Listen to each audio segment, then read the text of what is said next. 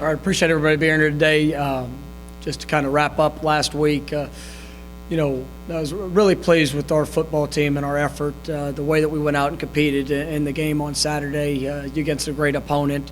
Obviously disappointed in the overall outcome, coming up short. I thought our guys, they definitely competed for 60 minutes. There were some critical mistakes and errors that were made there, especially in the second half of the game that really cost us, and they're always going to cost you against a top 10 opponent. We turned the ball over, had a couple penalties that put us in longer yardage situations, and then we gave up a few explosive plays that you just can't have against that type of team. But our guys, they prepared well throughout the week. I believe everybody within our program had full confidence that we could go out there and compete, be successful, and everybody expected to win that football game. And so there is a great disappointment when you come up short on that goal. But at the end of the day, we've got to continue to learn from the experiences that we have. I believe in this football team. I believe in how we will respond, and we get an opportunity this week to go play another really good football team here at Missouri, and an SEC opponent on the road, which is something that we're going to have to make sure that we have a wonderful week of preparation, and understand that we're going to go into a very hostile environment against a team that has played a lot of good football this year against some of the nation's best best talent, and it showed really well. So it's going to take an unbelievable effort from our staff, from our players, and we've got to have a great week of prep to put ourselves in that position. Have you had time to kind of analyze what went wrong in that final drive that kind of maybe you could fix or report on next time? The last drive, yeah. I mean, well, I was really we started off on the 15-yard line. Had no timeouts. We knew we had to play at great tempo. Throughout that drive, a couple of big plays, which I was really pleased with. There's one time that I'd like to see our guy get out of bounds, on a first down or on a conversion. But even with that, with the clock stop, made the choice not to kill the clock on the first down. Elected to go with a run play with the thought of killing it on the second down, possibly being able to extend, for another drive or for another play within that drive. And if you kill it and then you go to second down, you're really kind of stuck on what you're able to do, because you're not going to. If you try, you're only going to be able to throw the football. So, for us, that was kind of in our thought process. When you get the penalty and the 10-second runoff, that definitely hurt us in that situation. And then, snapping the ball, it went down to 18 seconds. Obviously it starts on the ready. So we snapped that final play with I think it was right at 13, 14 seconds left on the clock, and with the scramble and throwing the ball under below the sticks when Tony was tackled, they're in bounds. So we just didn't have time to get off another play. So it was something that was thought out, and if I'd go back and do it again, probably the only thing. I mean, the run play was as clean of a look as we'll ever see. We can't have the penalty. That's something that was definitely hurt us, but there was eliminate that. Probably could have hindsight go back and kill it right after the penalties immediately. You're still going to run off 3 seconds, so the next play would start at 15. But we had a good tempo call, and we just did not execute as well as we could have. You talked also about just the youth of this team. You think with these late game situations that the youth of the team is starting to show up and maybe executing a little bit better? I think it's something that we work at. We put our guys in those situations, and at the end of a game, there's a lot of things that are going on. Obviously, we're playing a great opponent. I thought for the most part we operated to put ourselves in position. We just there at the end did not do a good enough job of finishing it. And you can't have those mistakes. You can't have the some of the things that showed up there. But it is a learning experience, and it's one that it's unfortunate we have to go through. But it's something that we have to build off of. How do you think that game, does it change expectations for the rest of the season, or how do you think it affects you guys moving forward? It really can't. I mean, it can't. I mean, for us, we came up short in a contest that was it was a big game. It was a big game because it was the next one on our schedule. Our guys, everybody was disappointed, just like the highs and lows of a season. That's going to be that's going to continuously roll. And our guys are great competitors. We know that this week is another big challenge for us. So all our focus is on ourselves for this week.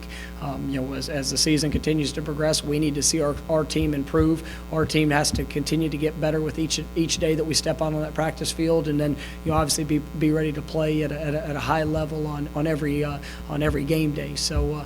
The overall expectations, I don't, at the beginning of the season, I don't get into talking about a whole lot of those things beyond just the day that's in front of us, the opportunity that's in front of us, and, so that's not going to change now.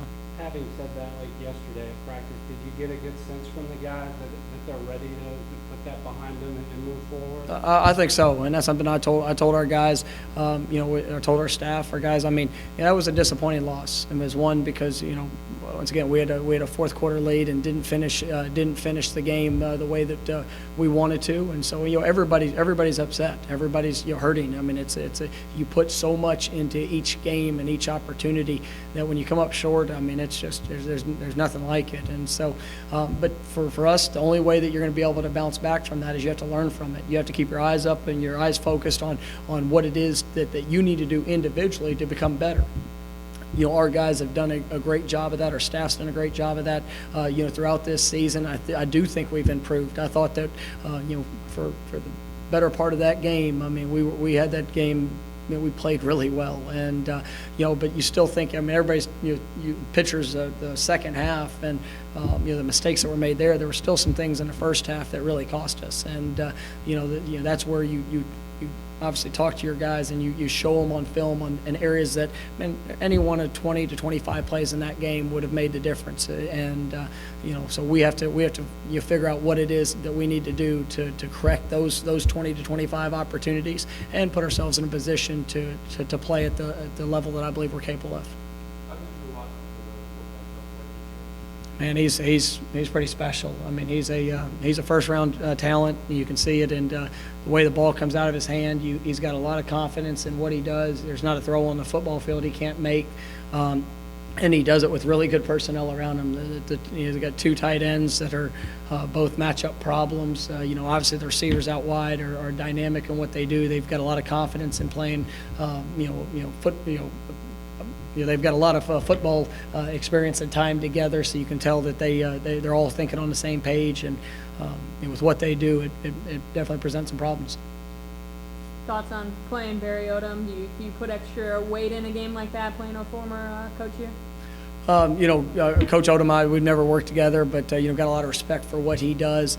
I've got to know him throughout the time of just at different coaching events, and he's a phenomenal coach. I think you can see the passion of which his guys play with. It really stems from his personality, and that's probably one of the greatest compliments you give somebody is just how hard his football team plays, and they are.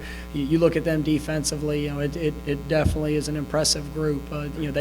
I think they're only giving up 120 yards rushing a game. I mean, the highest opponent yards per rush is, I think, 4.6 there early in the season. I think it was against Georgia possibly, but they held Alabama to 4 yards a carry. I mean, they've played some really good football teams and done a great job in how they've attacked. Obviously as multiple as they are offensively, what they do.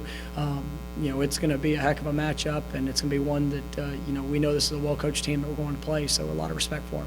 During this bye week, what are a couple things you're going to work on improving with the team?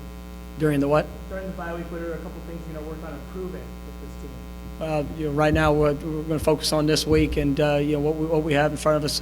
Playing Missouri, and then we get to the bye week, we'll be able to take a full assessment of what we're doing and go from there.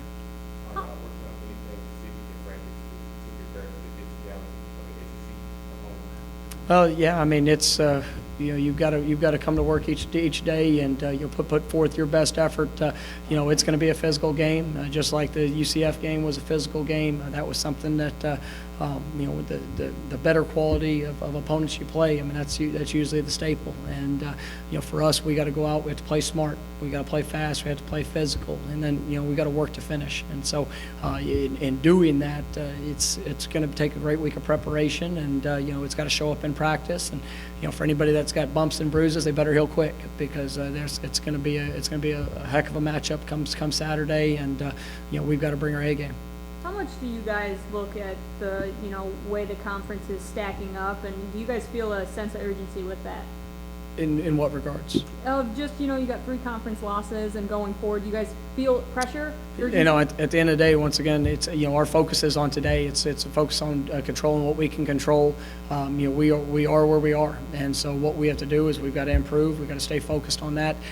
If we get caught up looking too far down the road, then it's really not going to matter anyways. And you know, I think those are you know, some of the things that, you know, dealing with a young team, at times you can there's so many things that can distract you, and all that matters is today. All that matters is focusing on improving in areas that you've had slip ups or stumbled, and then continuing to progress as in every aspect, so you can be the best you can be. Specifically, what do you guys need to be better in the second half? Because it needs to be losses, there have been issues in the second half where team stops and whatnot, but specifically, what are you guys trying to do to get these guys ready to finish, you know, also You know, we got to do a better job of executing. You know, that's really it. I mean, it's not, you know, you turn the football over, you're not going to win games. So let's not turn the football over in the second half. Let's execute, you know, a little bit better. I think at times in this last game, we were pressing, you know, at some moments, you know, we had some great opportunities there to make plays and to continue to do things that we had done throughout the game. You know, it was at times there in the second half, we didn't have all 11 guys playing as one, and it was each position.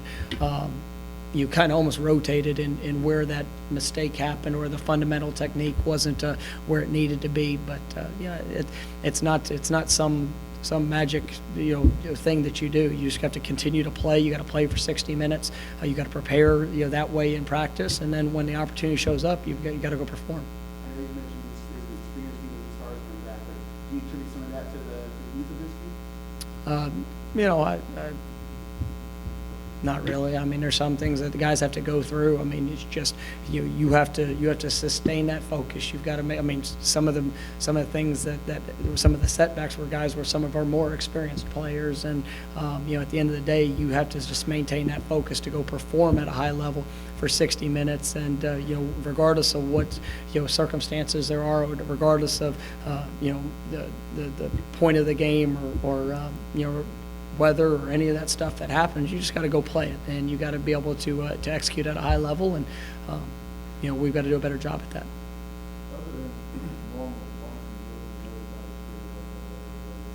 You know, we got to. I mean, we'll see that where we are tomorrow. I mean, obviously after the game, there were some things that guys. I mean, it was a physical, hard fought game, and so we'll see where guys are at tomorrow, and probably be able to better assess that. I know you probably talk about this every week, but Gerald Henderson, another great game. How important is this run game to this offense? It's huge, and you know, going against an opponent that you know, here this week at Missouri, it's going to be our biggest challenge of somebody that when they gear up to stop the run, and they do a really good job at it. And so this is going to be our greatest challenge. You know, we've got to be able to establish the run, and then, you know, take what they give us as we're rolling through the game. And so there's going to be some one-on-one opportunities out on the perimeter.